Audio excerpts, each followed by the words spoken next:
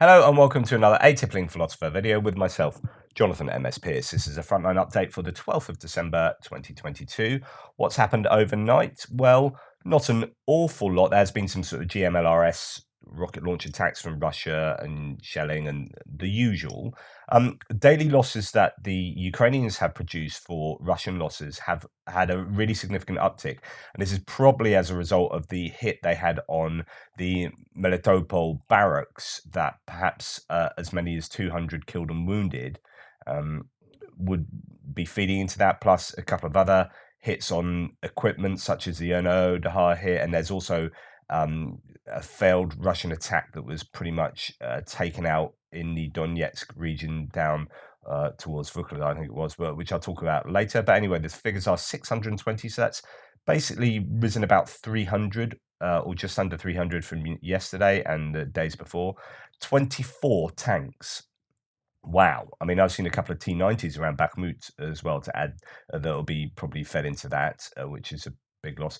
8 armored personnel vehicles, 1 artillery system, 4 drones, 4 vehicles and fuel tanks, and 2 special pieces of special equipment. 24 tanks is huge. That could be, as I say, the foiled attack. It could be just a backlog added to the figures. It's hard to know exactly, but there you go. Rybar said the Ukrainian kamikaze drones attempted to strike Simferopol. So I talked to you yesterday about a whole bunch of attacks in Crimea and back. So if we look at our map, a few of you questioned, well, what would it have been? What would have been responsible for the attacks back here? Different sort of places. Jankoy, I think, was hit again. Simferopol, all sorts of different places, and I said partly partisan. So around Yalta, there's a small sort of village with some barracks. That was definitely partisans. Partisans admitted to that, but some of the others were. I said were probably drones, and it appears that the Russians. That's what the Russians think. Russian air defenses shot them all down before they reached their targets. Of course, they say that. Um, a few other points. This is Rob Lee reporting on Eagle, Gherkin, and the Grey Zone, which is the Wagner channel, say that a potential Ukrainian offensive in the Hulayapol area of Zaporizhia would be one of the most dangerous sort of combat initiatives.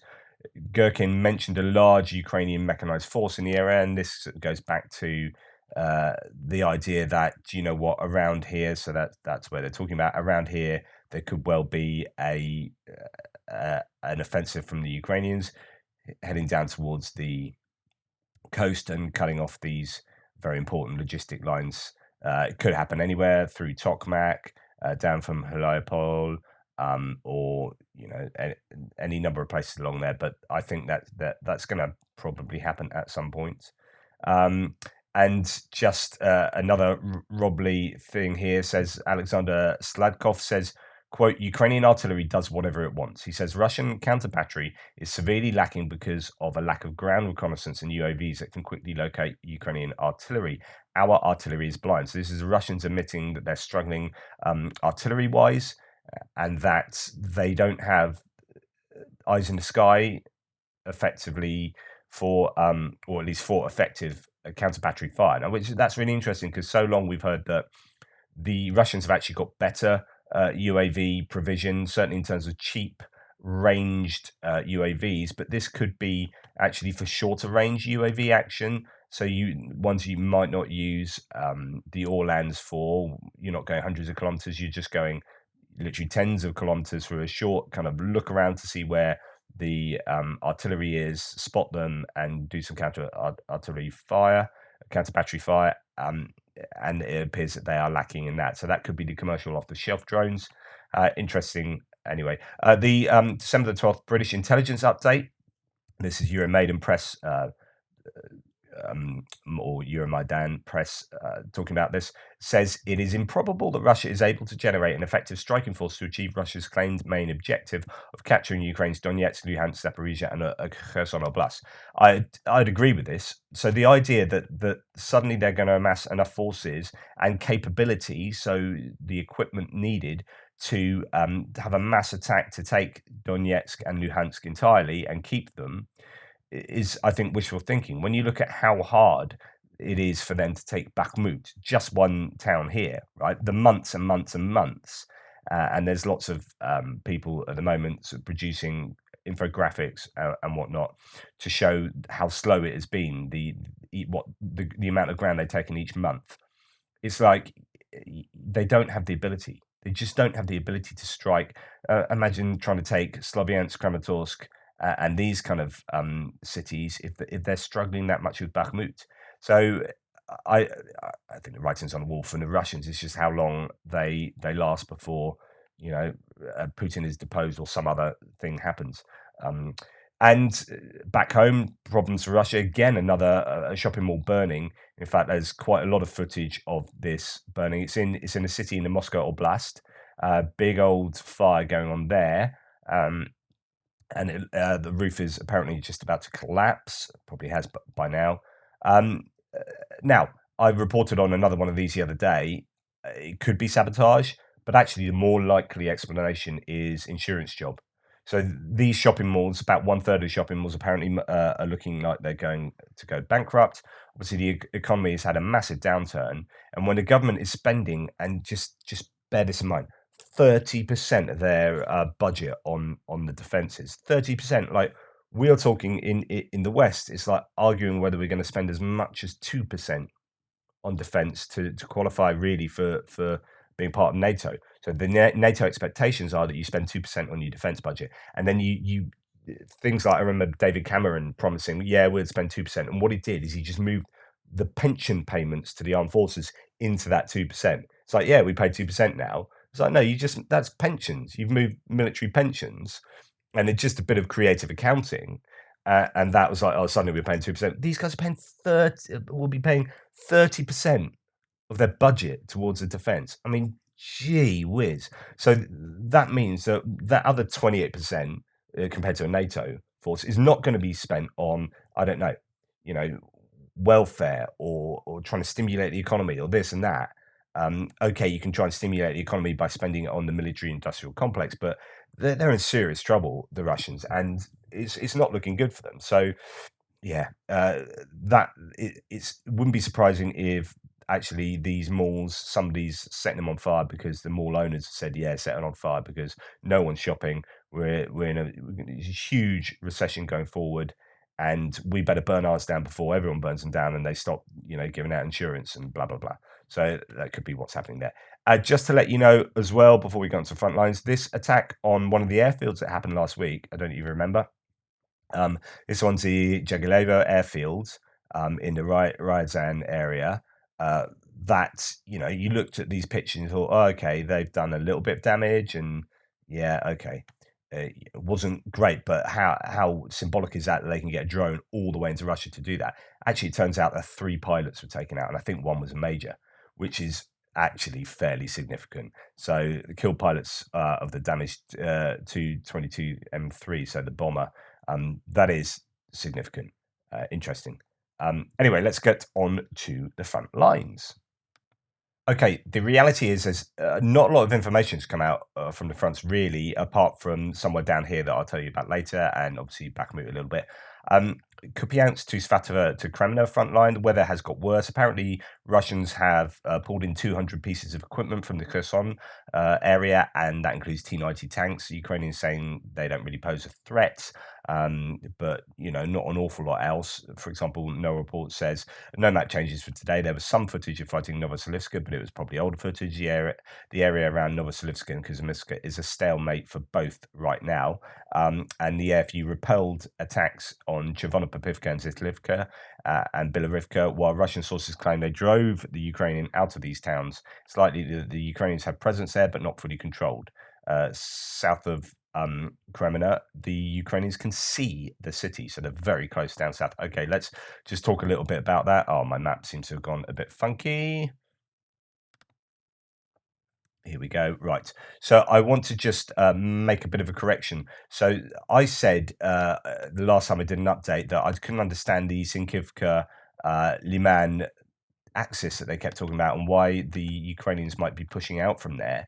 And I had missed back on the 21st of November that the Ukrainians, and there was no news, I didn't really hear any news about this, that Liman Pershi, the control went to the Russians. So there is some fighting now around the Sinkivka Liman Pershi. And you've got Vilshana and Pershi around here. So that has been a change. I've adapted my map to show that. I want some added clarification, but I'm sure the Ukrainian line will be further back as well. I don't know the details of what happened there. Anyway, just much of a muchness all up and down this front. Repelled attacks. It's interesting that the Ukrainians are saying, or sorry, the Russians are saying, the Ukrainians the Russians have attacked in Pavlivka, Zhytomyr, and the Ukrainians have repelled them. And the Russians claim that they've pushed the Ukrainians out of these towns.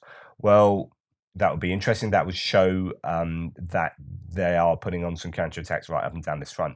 There's some analysts, War in Ukraine, for example, says that it seems clear to him that there is a initiative change, that there is a momentum change, and the Russians are taking the initiative, or at least it's moving in their favor, and they could have the full initiative by the end of this month, or soon enough, and that actually, there is a change on these fronts. It'd be interesting to see whether that is true, whether that's correct, or whether something else explains the fact that I know there's poor weather at the moment, but explains the fact that the Ukrainians are struggling to make an awful lot of territory gains on this front. South of Kreminna looks quite good for the Ukrainians at the moment. They seem to have done fairly well around there, and they were doing fairly well going into Pavlivka, but they're then being put on pressure backwards. What does that say? Are the Russians starting to get more mobilized troops and equipment from Kherson into the area to give them a greater stability there? No real news coming down all the way down to Bakhmut, and we get down to Bakhmut, so a fairly quick synopsis will follow. So on to Bakhmut, just no report says no map changes. Russia is pushing heavily towards Pidhorodny, so that I'll show you that's on the north of Bakhmut. Defences hold. 93rd mechanized with withdrawn and replaced, so they are rotating. The 24th is still there. The Ukrainians have blown up the railway crossing on the MO3 connecting Bakhmut to Sloviansk, possibly just a defensive measure. Now, this is interesting. So this is this bridge that's been blown up. A lot of people are sort of going, oh my goodness, this is really bad news for Ukraine. It shows that, that they're expecting the worst. And then other people are trying to say, actually, not so much the case. So Defmon says, okay, let's talk about the bridge, which has been blown. Unsure when, but let's assume it was recently. The Russians have had fire control of that intersection and roads into Bakhmut from the north for months. Russian tanks shoot indirect fire at this range with decent accuracy. Pick 2 would be the point of view from the Russian tank if aiming for that intersection. So he's got some pictures there. As some people say, very bad sign from central Bakhmut. Ukraine detonated bridges over the city. That was what happened previously. That's a different bridge. And Defmon says, I don't think it's a big deal. A little reminder the last time that Ukrainians blew a bridge in Bakhmut, and referring back to this, saying that, look, that was ages ago, and look, there's been no change. 2 things to consider. One, Ukrainians are rotating out personnel. They would probably not do this if they were worried about losing Bakhmut. 2, I'm fairly certain that the Ukrainian have units and resources to allocate if they feel it's needed. For now, Bakhmut serves its purpose of binding a large Russian force trying to advance on a fort, while Ukraine is building combat power and resting units, which is really interesting. Andrew Perpetua sort of talks about this. If you talk to Ukrainians or Russians, the ones who actually know what they're talking about, they will tell you about the differences in the battle today in Bakhmut versus the battle in Popasna. So Popasna was this town that took a heck of a lot of, there it is, just to the east of Bakhmut. It was quite some doing, and that was a bad loss for the Ukrainians, but it was pretty painful to take. The differences are air power and artillery. Namely, Russia has much less of both.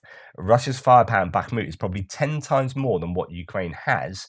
They vastly outgun Ukraine, but they probably have 10 times less now than they had in Popasna. And the air power is incomparable. In Popasna, Russia dropped incredible amounts of ordnance. They destroyed everything. Ukraine took massive casualties. Russia is currently incapable of this type of bombardment in Bakhmut, and I doubt they will ever have that capability again. It's interesting. There's some figures that came out yesterday to say that the Russian military industrial complex is able to make at capacity, working at capacity right now, is making 15% of the shells they usually fire in a day. In other words, they cannot replace the shells that are being used. So those, although they originally said they got millions and millions of shells, so many ammo depots have been blown up, and they've got a real. There's potentially a real issue with ammunition supply and they cannot make the amount that they need. A long story short, says Andrew Perpetua, as all goes on, Russia's capability to drain away. They have finite resources, and expending insane resources on any one objective just means they have less for whatever comes next. Really good points. They're just incapable of this kind of bombardment in Bakhmut. So that is an interesting observation. And then Andrew Perpetua talks about how painful it's been and slow it's been for the Russians to take all this territory to the east of Bakhmut, and he kind of does a month by month infographic of that, well worth looking into, and sort of analyzes that for you. And Defmon does a really similar thing, looking at the amount of progress that Russians have made. These images show the Russian progress in the Bakhmut area for the last 3 months. Can we all calm down now? This is because quite a few people seem to be panicking about Bakhmut, and then others are saying, look, it's just not the issue you think it is. So, and just to confirm that, there's then some compensation from Igor Gherkin, who has said that the defenses are almost unbreakable and the soldiers' morale, despite the conditions on the ground, remains good. Which, basically Igor Gherkin said that it's going to be really difficult to take Bakhmut, and the only way of doing it is to encircle it. And in order to encircle it, you need to take Soledar and some of these places that they are really struggling to take. So, all of that into account, Pirorodny is important, Soledar is important. Doesn't seem to be a lot of change, but there is fighting in Pirorodny, and obviously in Soledar. We'll wait to see, possibly because it was Sunday. There's just not a lot of information coming out, but we'll wait to see information about Bakhmut. It's going to be much of a muchness, a bit of push and shove, and a meat grinder, and both sides losing an awful lot of troops and resources in that happening. The question is, who can sustain those losses for longer?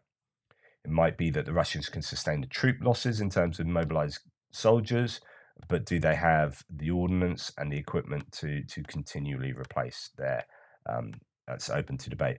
Okay, let's come down further down south now, and we'll look at some of these other areas. So as we come to the Donetsk, Pavlivka, Vuhledar axis, no map changes. Russian forces attacked Velyka Novosilka, and I'm going to talk about that in a second. From the south, during this attack, they lost 1 T-80 and 4 BMPs destroyed by or damaged by the 231st Separate Dnipro Territorial Defense Battalion defending the town. They retreated. This was caught basically on live camera, so it's very interesting. Let's go and have a little look at that. So as we come down south from Bakhmut, really very little news. I assume much of muchness in Avdivka, Vodyanye, Pervomaisky and Pisky, Opitny there.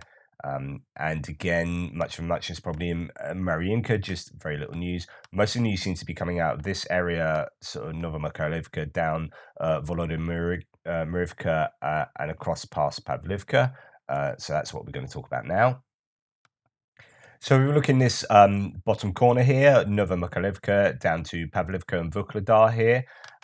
We have Tendar with a sort of map change there. So last Russian attack on Vuhledar not only failed, but also resulted in a local Ukrainian counteroffensive. The liberated area stretched up to the point at the quarry north of Volodymyrivka.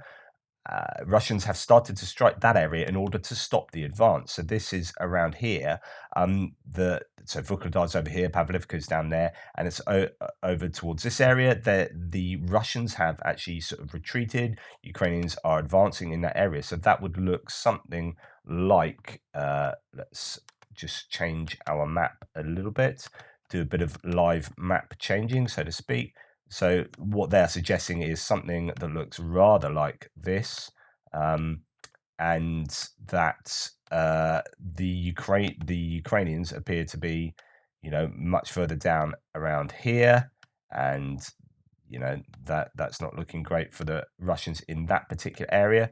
But we'll see how that sort of develops over time. And then we go on to Pavlivka, just next door. Let's get rid of that. So annoying. So many clicks.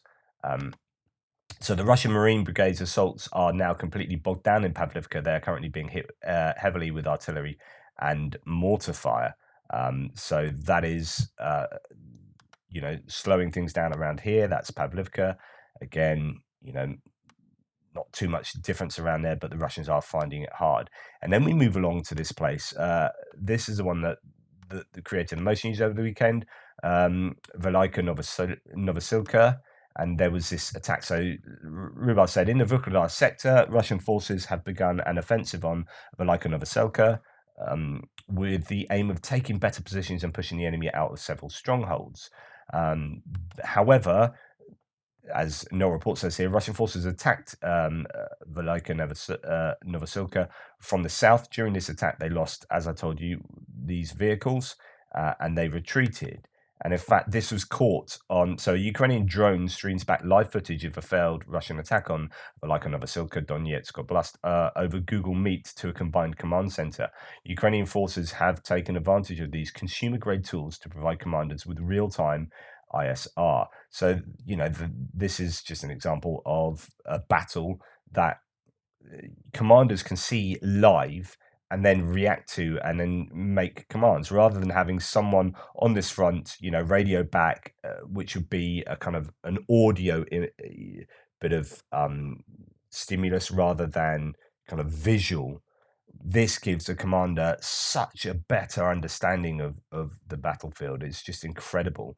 And then the aftermath, you get images like this that have come out showing that it wasn't a good day for the Russians. The 98th Territorial Defense Battalion, as of Dnipro, destroyed 5 Russian BMP-2 infantry fighting vehicles and a T-80 BV tank during an attempt by the Russian fascist invaders to break through the Velyka Novosilka in the Donetsk region. So not a good day for the Russians there. And Andrew Perpetua analyzes this and says, Russia attacking Velyka Novosilka actually made me laugh out loud when I read it. These people have no concept of how to win a war. I have an idea, quote, I have an idea. Let's scout out the enemy's strongest defensive positions and send all of our guys to attack the strongest one they've got.